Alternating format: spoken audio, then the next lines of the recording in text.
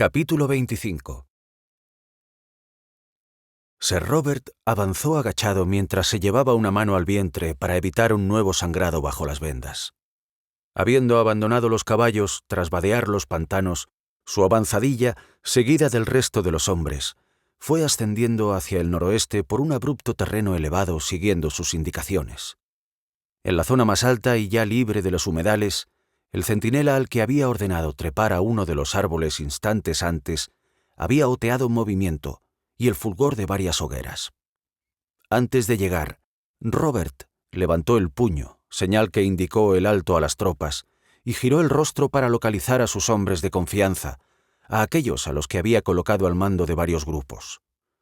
Estos asintieron conociendo a la perfección cómo debían actuar y guiaron al resto para rodear el perímetro bajo el más riguroso sigilo.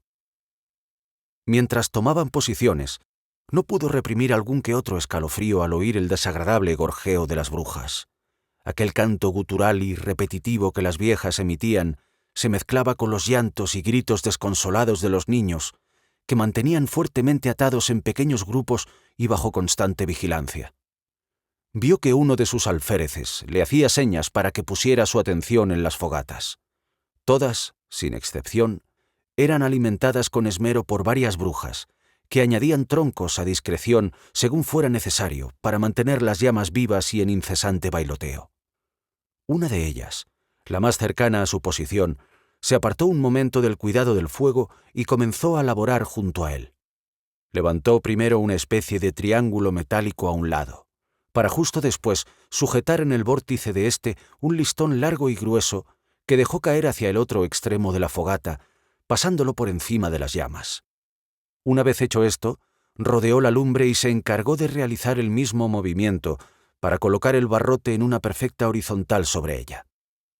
Sus ojos buscaron la respuesta a la utilidad de aquellos instrumentos en otros que también estaban siendo montados en el resto de las hogueras, para comprender, horrorizado, que se trataba de grandes asadores. Aine no podía apartar los ojos de los restos engañosamente vivos que una vez pertenecieron a su amado Sombra. Incluso su manera de gruñir y ladrar era exacta a la de su perro. «Lo es, querida, es él. ¿No lo habéis echado de menos? Ahora es nuestro, como vos lo seréis». La endemoniada voz que tan bien conocía resonó en su mente con fuerza, seguida de una odiosa carcajada. Sabía que al dejar de tomar el remedio de la cantia era cuestión de tiempo que regresara. Sin embargo, estaba dispuesta a no mostrar ni un ápice de temor. Hizo un gesto a sus compañeros que enseguida se colocaron a su lado. «Están aquí», murmuró para que pudieran prepararse. Roy inclinó levemente el cuerpo y, afianzando su hacha con ambas manos, la elevó para colocarla frente al rostro, con la mirada fija al frente. Ackerman preparó su ballesta con rapidez, reposando la base a la altura de su cintura antes de tomar la palanca que cargaba y disparaba los proyectiles, y la dejó lista para accionarla. «¡Sal de las tinieblas!», exigió Aine sin dejar de vigilar al animal. «¡Da la cara, cobarde!». «Acercaos a Meske, Aine. Os sentimos, os conocemos. Sois una de nosotras». Esta vez oyó un cúmulo de voces, como un coro de ellas en perfecta armonía. «¡Jamás!», exclamó con rabia. «¡Nunca me tendréis!». «¿Nunca, muchacha?», habló la bruja y evocó en ella un asqueroso recuerdo. «Esa palabra os queda grande», añadió divertida tras la densa bruma. «Venid con nosotras, niña. Ya sois casi una exia. Una con la fortaleza de la juventud. Seréis la primera de muchas tras este glorioso alzamiento». «Ven tú aquí, Meske», pronunció el nombre con el que se habían referido a ella las voces, sin enmascarar el asco que sentía. «A morir, por supuesto. Te aseguro que también serás la primera de muchas. Del resto de las tuyas». La neblina comenzaba a disiparse para revelar la posición de varias decenas de brujas encabezadas por la protagonista de sus pesadillas, en el mismo instante en que Sombra flexionaba las patas delanteras para lanzarse en su dirección a toda velocidad con intención de atacar. Sir Robert todavía se encontraba intentando asimilar la perversa realidad del futuro de los pequeños, cuando atisbó que una de las brujas, gorda y deforme, se acercaba renqueante hasta el grupo más cercano de críos. Mientras les palpaba las carnes, su lengua, negra y purulenta, asomó entre los ásperos labios, relamiéndose golosa. En ese momento se vio asaltado por un terrible debate moral. Intervenir para tratar de salvar la vida de los niños que iban a ser asados vivos revelaría la presencia de la orden ante las brujas, lo cual podría poner en peligro el acceso de Aine y Ackerman a la guarida de Adracel, y entonces su alzamiento sería inevitable. No obstante, su lucha mental no duró demasiado. No estaba dispuesto a permitir la atrocidad que estaba a punto de suceder.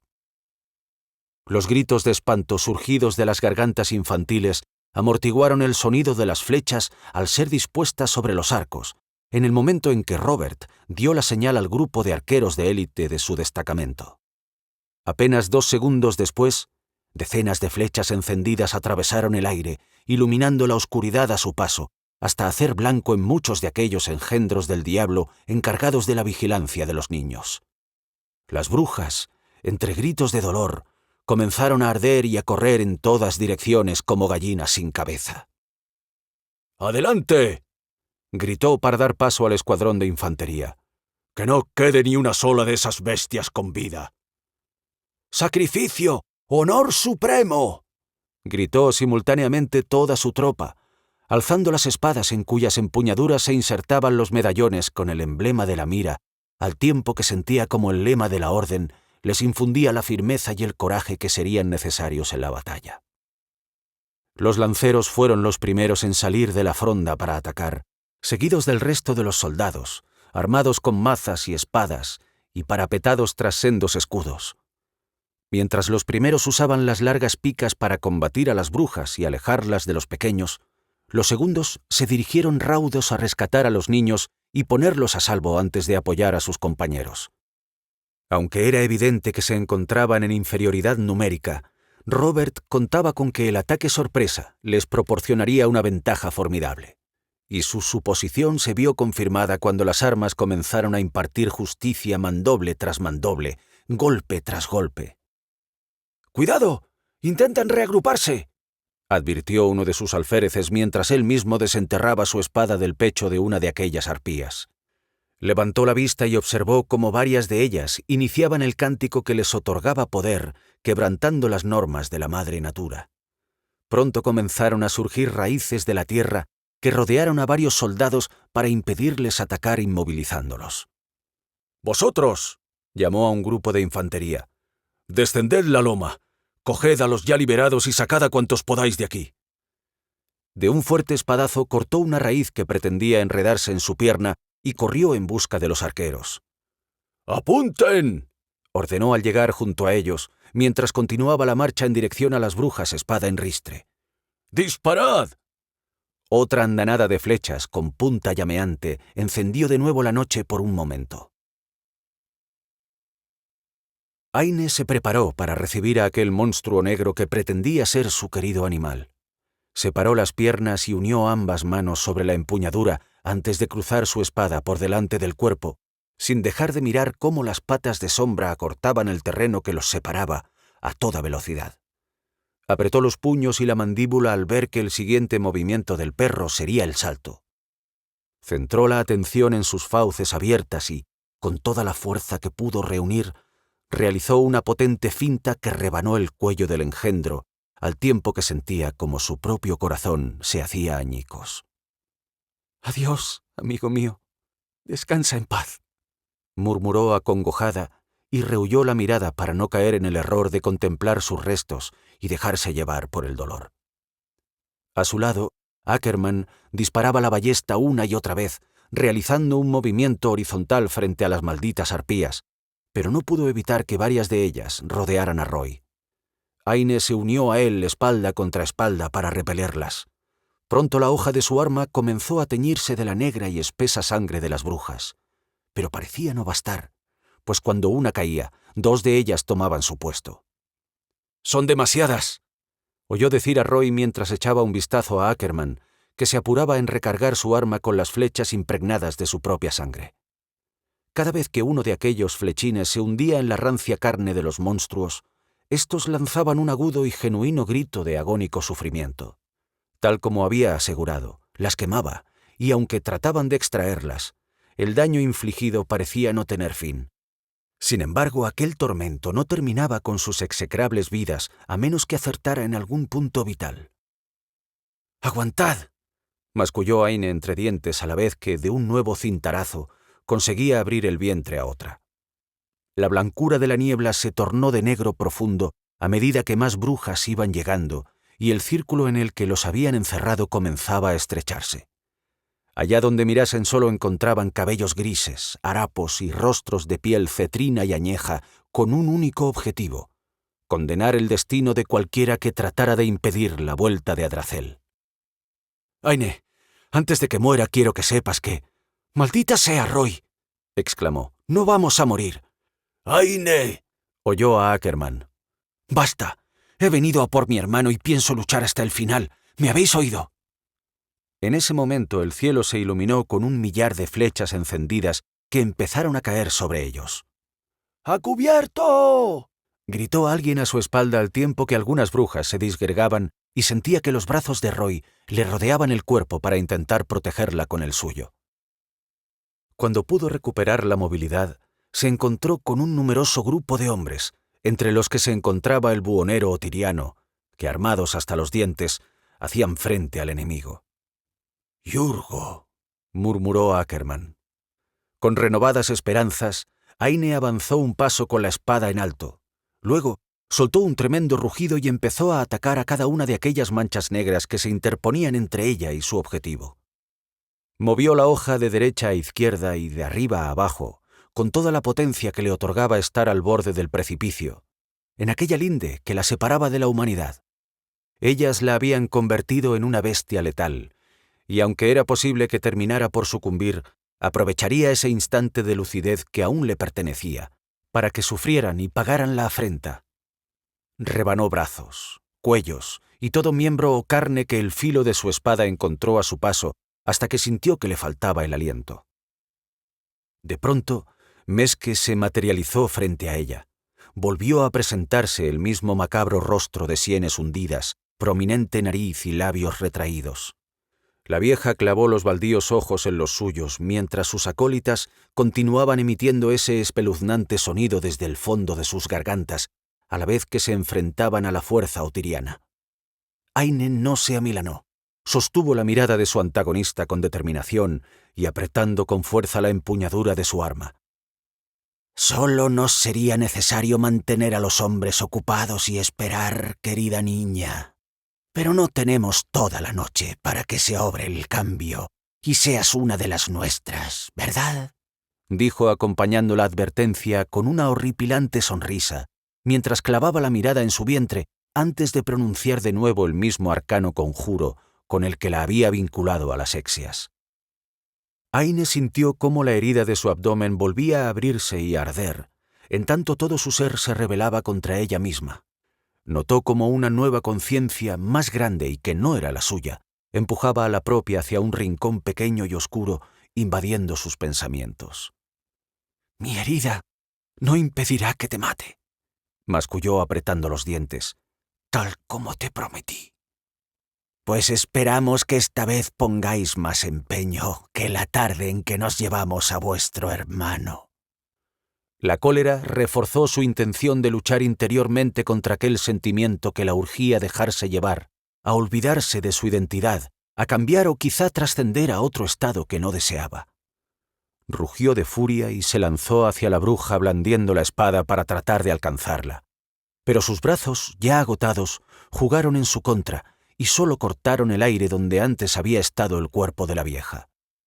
La espeluznante risa le llegó desde su izquierda, y levantando la hoja para volver a descargarla, obtuvo el mismo resultado una y otra vez, mientras la bruja continuaba divirtiéndose a su costa. Un sonido, un roce, un golpe, cualquier movimiento la hacía girarse y lanzar la espada hacia la nada, pues su contrincante desaparecía entre la niebla antes incluso de que pudiera poner los ojos sobre ella. Exhausta, tomó aire tratando de concentrarse, de dejar a un lado el agotamiento a fuerza de voluntad, de alejarse del fragor de la batalla que se desarrollaba a su alrededor, sabiendo que el continuo juego al que la sometía también tornaría a la bruja más confiada y atrevida. Cuando el aire que se arremolinó a su lado hizo patente la cercana presencia de Mesque, reunió las fuerzas que le quedaban para girar el cuerpo en sentido contrario y lanzar una buena estocada. Al fin, el acero mordió la carne de la arpía desde la clavícula hasta el pecho, y Aine sonrió tímida y cansadamente al comprobar que la vieja la observaba con ojos descreídos antes de tantearse la herida para comprobar el grado de gravedad. El rictus de sorpresa que demudó sus arrugados rasgos apenas duró un instante antes de que regresara su atención a ella para mostrarle lo que sin duda debía ser el rostro de la mismísima ira. «La siguiente será la definitiva», aseguró Aine aún resollando.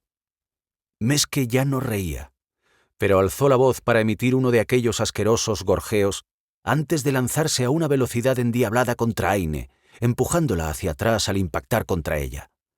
La colisión contra el terreno fue aún más dura que el golpe y rodó sobre sí misma, perdiendo la espada en el proceso, hasta terminar cerca de un lancero al que le faltaba un brazo y que se retorcía herido. Apenas se hubo recobrado y trataba de enfocar la vista cuando la encontró de pie frente a ella. Ya veía acercarse su final y comenzaba a despedirse de su pequeño hermano en el mismo instante en que una flecha atravesó el pellejudo brazo de su oponente. «¡Sujetadla!», ordenó Mesque antes de arrancarse la saeta con furia y localizar rápidamente al arquero apostado en un árbol cercano.